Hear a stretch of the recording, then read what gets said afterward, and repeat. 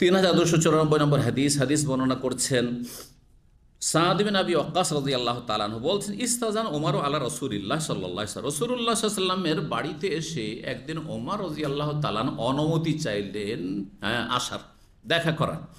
তো নবী সাল্লাল্লাহু আলাইহি ওয়াসাল্লাম হাবিবিদেরকে বলতেন যে তোমরা ভিতরে চলে যাও ঘরে, আর তারপরে তখন বসার জায়গায় ডেকে নিতেন।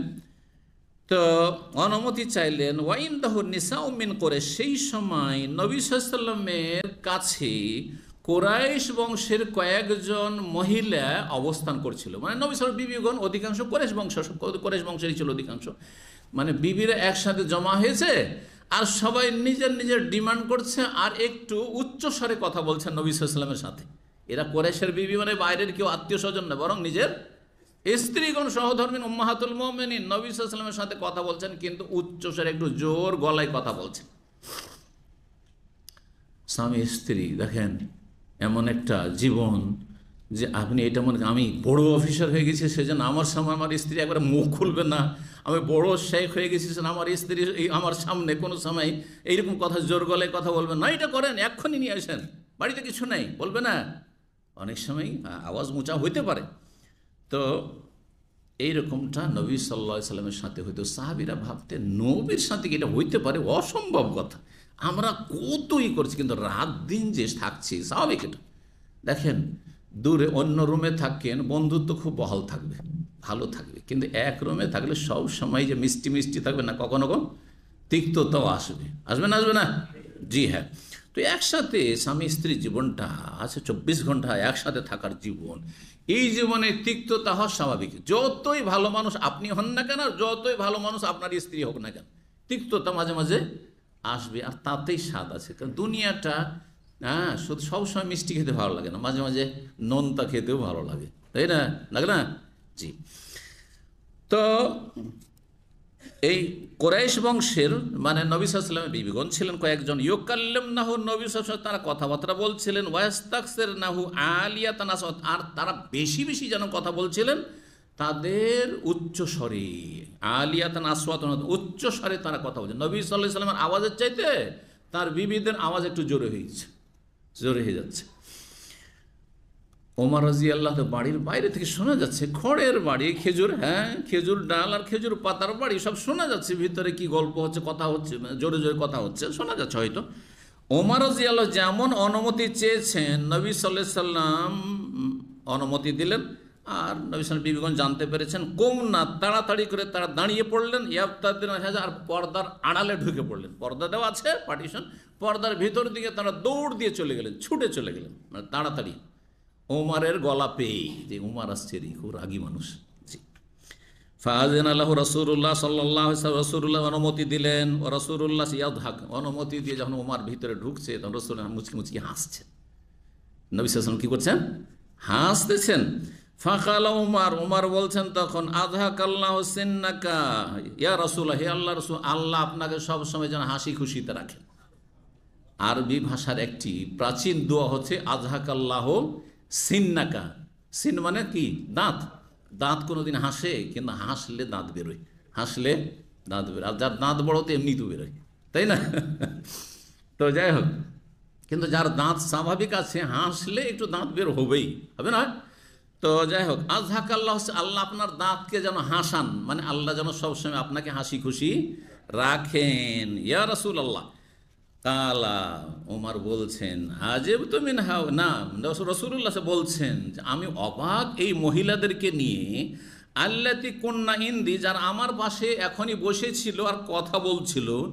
আর ফালাম্মা সামি'না সাওতাকা, যখন তোমার আওয়াজ শুনতে পেয়েছি যে ওমর এসেছে, ওমরের গলা পেয়েছে, আসসালামু আলাইকুম, কি বলতেন সাহাবীরা অনুমতি চাইলে? আসসালামু আলাইকুম, আদখুল, সালামু আলাইকুম, আসতে পারি কি? এটা হচ্ছে তরজমা হাদিসে। আসবো, ঢুকবো? জি। যদি অনুমতি দেয় ঢুকবেন, আর যদি অনুমতি না হয় চলে যাবেন। আছো ভাই, আর দিলেন, ঢুকে বললেন। আমাদের গ্রামাঞ্চলে কি গ্রামের লোক যদি আর পরিচিত ভাই আছেন, ভাই কি ভাইকে ডাকবে না, ভাবি, আর দিল ঢুকে। এটা তো একটু ভদ্রতা, না হইলে ও চোরের মতো ঢুকবে চুপচাপ। আউযুবিল্লাহ। বরং কিছু কিছু বাড়ি এত বেহায়া বাড়ি আছে যে ও বাড়ির ভিতর দিয়েও রাস্তা, বাড়ির এই গেট দিয়ে ঢুকলো আর ওই গাড়ি দিয়ে বেরিয়ে যাচ্ছে, গোটা গ্রামের লোক বাড়িটাকে রাস্তা বানিয়ে নিয়েছে। আউযুবিল্লাহ, এটা কোনো মুসলিমদের বাড়ি হলো, মুসলিম পরিবার হলো? আল্লাহ হেদায়েত দান করুন। না, অনুমতি চাইতে হবে, থেমে থাকতে হবে। যদি অনুমতি দেয় যে আসেন তো আসেন, আর না হলে সোজা ওইখানে দাঁড়িয়ে থাকেন। আর যদি এমনকি বলে যে ওয়াইন খিয়াল আলাকুম ফারজু ইরজু, আল্লাহ কোরআন সূরা নূরে বলছেন, যান এখন সময় নেই, ফিরে যান, ফিরে চলে যান, কোনো রাগ করবেন না। আমিও যদি আপনাদেরকে বলি আমার গেটে চলে আসেন, যান এখন সময় নেই, ব্যস্ত আছে, ফিরে যান, জীবনও সেন্টারে আসবেন না। আমি কোনো বাড়াবাড়ি করছি না। হ্যাঁ, এটা মানুষের চরিত্র হলো। ওনার বাড়িতে গেটে পৌঁছে গেছি, না যেতাম একটা আলাদা কথা, টেলিফোন করতাম, আর উনি বলছেন না ফিরে যান এখন সময় নেই। এইটাই কোরআন, এটা কোরআন নির্দেশ। এতটা বরদাস্ত করার ক্ষমতা থাকে তাহলে আপনি খাঁটি মুমিন হইতে পারবেন। কারণ জরুরি নয় যে আপনার মোতাবেক আমাকে সময় দিতে হবে, হয়তো এই সময়টা আমার জন্য উপযোগী নয়। যখন তখন চলে আসলেন আর দল বেঁধে চলে আসলেন, হ্যাঁ, আর কষ্ট দিলেন কোনো মানুষকে, মোটেই জায়েজ নয়। ওনার ইচ্ছা, সেটা আপনিও করতে পারেন।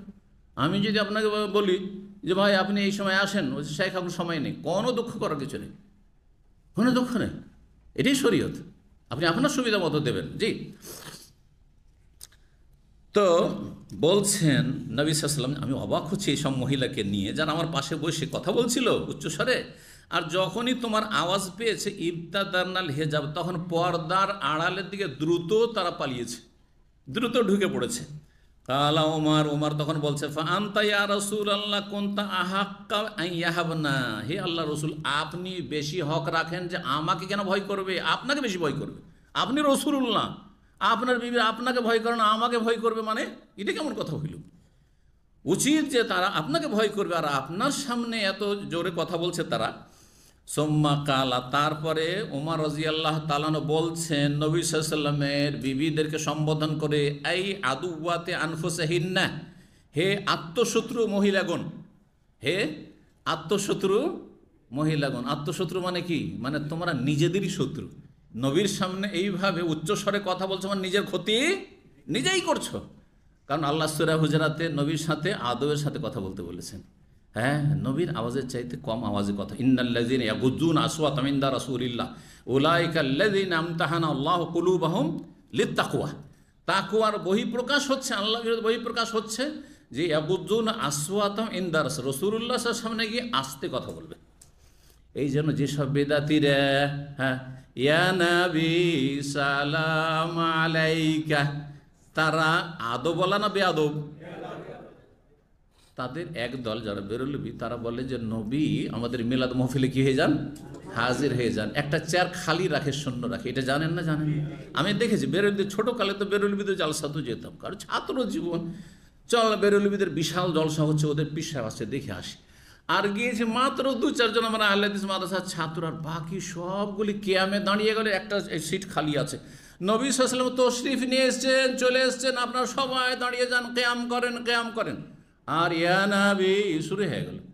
বলেন নবী যদি চলে আসেন, হ্যাঁ, তার সামনে এত চিৎকার করে আপনার ইয়া নবী সালাম আলাইকুম বলে, এটা আদব হলো না বেয়াদবি হলো?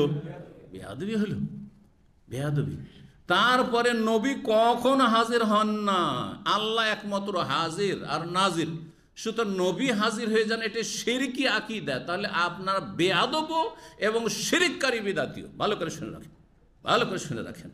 ঈমান হারাইলেন, আদব হারাইলেন, আর তাকওয়া হারাইলেন। কারণ তাকওয়ার বহিঃপ্রকাশ হচ্ছে যে আদবের সাথে কথা বলবেন। হ্যাঁ, এই জন্য আপনারা তো মদিনা সবাই গিয়েছেন না, জান নাই? নবী সাল্লাল্লাহু আলাইহি ওয়াসাল্লামের, হ্যাঁ, কবর জিয়ারত করেছেন না করেননি? যখন কবরটা জিয়ারত করে হেঁটে হেঁটে যাচ্ছেন, দাঁড়াতে তো সেখানে দেয় না, দেখবেন যে সেই ওপরখানে লেখা আছে, গ্রিন স্টিকারের ওপর আপনার ওই স্বর্ণ রঙে, গোল্ডেন কালারে লেখা আছে, আয়াত লেখা আছে। কি লেখা আছে? এই আয়াত লেখা আছে, ইন্নাল্লাযীনা ইয়াগুযযুনা আসওয়াতাহুম ইনদা রাসূলিল্লাহ। এখানে তাহলে এসে আল্লাহুম্মা সাল্লি আলা মুহাম্মদ, আল্লাহুম্মা বারিক আলা মুহাম্মদ চলবে? এই যে চিৎকার করে আমাদের দেশে মোনাজাত, ইয়া আল্লাহ, জায়েজ? এটাও বেয়াদবি। ভালো করে শুনুন। আরে আস্তে দোয়া করেন। উদু রাব্বাকুম তাদাররুআন ওয়া খুফিয়া, আল্লাহ বলছেন রবের কাছে দোয়া করো, তাদাররুআন মানে একগ্রতার সাথে, খুশুর সাথে, আর খুফিয়া, খুফিয়া মানে কি? গোপনে। না না, খিফাতান মানে ভয়, আর খুফিয়াতান মানে লুকিয়ে লুকিয়ে, গোপনে। আল্লাহ তুমি মাফ করে দাও। আল্লাহ তুমি রহম করো, এতটুকু, এর বেশি নয়, চিৎকার করে নয়। জি, কোরআনের শিক্ষা দোয়ার ক্ষেত্রে দোয়ার চিৎকার করে আল্লাহ শুনতে পান না? হ্যাঁ, আল্লাহ রাব্বুল আলামিন কাছে থেকেও শুনেন, দূরের থেকেও শুনেন, সব সমান তার কাছে। জি, আকরাবু ইলাইহি মিন হাবলিল ওয়ারিদ। জি, তো তারপরে বলছেন, হে আত্মশত্রু নারীগণ, আতাহাবনানি, তোমরা আমাকে ভয় পাচ্ছ, ওয়ালা তাহাবনা রাসূল আল্লাহ রাসূলুল্লাহ সাল্লাল্লাহু ভয় পাচ্ছ না। তাহলে বোঝা গেল যে বেগানা পুরুষও প্রয়োজনে পর্দার আড়াল থেকে অন্য মহিলাদেরকে সম্বোধন করতে পারবে না, পারবে না? কথা বলতে পারবে না, পারবে না? কিন্তু প্রয়োজনীয় কথা বলতে পারবে, হ্যাঁ, বিনা প্রয়োজন নয়, রসিকতার কথা নয়, আমোদ ফুর্তির কথা নয়। হ্যাঁ, পর্দার আড়াল থেকে বলছেন, কি ভাবি, দাওয়াত দেবেন না, চা খাওয়াইবেন না, চলবে? হ্যাঁ, দিনই বোন আমার, হ্যাঁ, দিনই বোনও বড় ফিতনা আজকাল, কিন্তু আল্লাহ হেফাজত করিস। না না, খবরদার না। কিন্তু নবী সাল্লাল্লাহু আলাইহি ওয়াসাল্লামের সামনে কথা বলছেন, তোমরা নবীকে ভয় করছো না, আর আমাকে ভয় করছো তোমরা, হ্যাঁ, বলছেন, বকা দিলেন, কোনো অসুবিধা নেই, কোনো অসুবিধা নেই, মার্জিত কথা, কোনো অসুবিধা নেই। জি, এইরকমই মানুষ কথা বলার প্রয়োজন, বিশেষ করে দিনদার লোকদের কথা বলতে হয়। শ্বশুর বাড়ি গেলে শালীদের সাথে কথা বলতে হয়, কিন্তু তাই বলে শালীকে সামনে নিয়ে এসে গল্প করবেন নাকি? পর্দার আড়াল থেকে তা রসিকতা করবেন নাকি? হ্যাঁ, চলবে না। সালামু আলাইকুম, ওয়ালাইকুম সালাম, কেমন আছো, ছেলে মেয়ে কেমন আছে, ঠিক আছে, হ্যাঁ, কি অবস্থা, আল্লাহ ভালো রাখুন, হয়ে গেলো, শেষ, কথা শেষ। পর্দার আড়াল থেকে মেয়ে মরাই হয়ে যাবে, আল্লাহ কোরআনে বলেছে, কথা বলুন। এইরকম ভাবিদের সাথে কথা বলুন, হ্যাঁ, ছোট ভাইয়ের বউর সাথে কথা বলুন, কিন্তু প্রয়োজনীয়। হ্যাঁ, কি কোথায় গেছে, হ্যাঁ, ভাই কোথায় গেছে, বা অমুক কোথায় গেছে, ইত্যাদি যদি প্রয়োজন আছে পর্দার আড়াল থেকে কথা বলে না, গেটের বাইরে কথা বলে না, আর চলে যাও সেখান থেকে। কিন্তু সেখানে আপনি হাসি মজাক শুরু করে দেবেন, তখন হারাম কাজ শুরু করে দিন আপনি, তখন জেনার দিকে গিয়ে গেলেন। আল্লাহ হিদায়াত দান করুন, হেফাজত করুন। কল্যাণ নাম। আর নবী সাল্লাল্লাহু বিবিগণ জবাব দিচ্ছেন, শক্ত জবাব, বলছেন, হ্যাঁ হ্যাঁ, আনতা আফাদ্দু আকলাজ মিন রাসূলিল্লাহ সাল্লাল্লাহু আলাইহি ওয়াসাল্লাম, কারণ তুমি রাসূলুল্লাহ সাল্লাল্লাহু আলাইহি ওয়াসাল্লামের তুলনায় কর্কশভাষী এবং নিষ্ঠুর অন্তরের।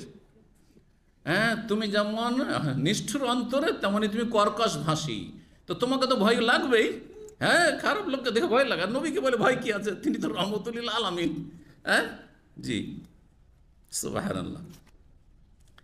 কালা রাসূলুল্লাহ রাসূলুল্লাহ তখন বললেন ওমরের ফজিলতে রাদিয়াল্লাহু তাআলা, ওয়াল্লাযী নাফসি বিয়াদিহি, আল্লাহর কসম করে বলছি যার হাতে আমার প্রাণ রয়েছে, মা লাকিয়াকা শায়তান কাত্তান সালিকান ফাজ্জান, শয়তান যেই কোনো সময় কোনো রাস্তায় তোমার সাথে মুখোমুখি হয়েছে, মানে তোমার সাথে সামনাসামনি হয়েছে, দেখা হয়েছে, ইল্লা সালাকা ফাজ্জান গায়রা ফাজ্জাকা গায়রা ফাজ্জিক, তখনই সে তোমার রাস্তা বাদ দিয়ে অন্য রাস্তা ধরেছে, টান দিয়েছে, এই উমারের সামনে যাওয়া যাবে না। শয়তান দেখতে, হ্যাঁ, শয়তানও জানছে যে আমাকে উমর দেখতে পাই না, এমন নয় যে আমাকে দেখতে পাচ্ছে। তারপর শয়তানের ওপর কত প্রভাব উমর রাদিয়াল্লাহু তাআলা, যে শয়তান সামনে কখনো আসতে রাজি নয় এই উমর রাদিয়াল্লাহু তাআলা। শয়তান যেমনই দেখে যে আসছে উমর, পালায় আর এক রাস্তা দিয়ে কাটে। জি, তাহলে মুমিন মুসলিমের সাথে মনোমালিন্য হয়েছে, আত্মীয় স্বজনদের সাথে অথবা বন্ধুদের সাথে, তিনি ভাইদের সাথে, আর দেখলে যখন দেখলেন যে এদিক দিয়ে বেরিয়েছে, টান দিলেন ওই দিকে, দেখা করবো না। যেমন দেখছেন সামনে পড়ে গেছে, রে বাপরে, দে টান দে ওইদিকে। এটা কার চরিত্র?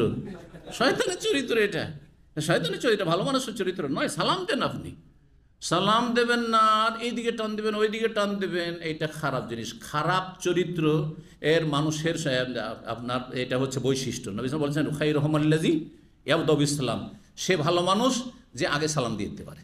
তা সামনে পড়ে গেল, সালাম দিয়ে দেন। যদি সে কষ্ট দিয়ে থাকে, আর বেশি গল্প করার প্রয়োজন নেই, ঝামেলা বাঁধবে না, কোনো কথা বলবো না, কিন্তু আসসালামু আলাইকুম, হ্যাঁ, ও সালাম দিল, ওয়ালাইকুম আসসালাম, না ও আগে সালাম দিকে আমি কেন দেবো, না না, ওই তাহলে অহংকার আছে। অহংকার মুক্ত হতে চান, আপনি সালাম দিয়ে দেন।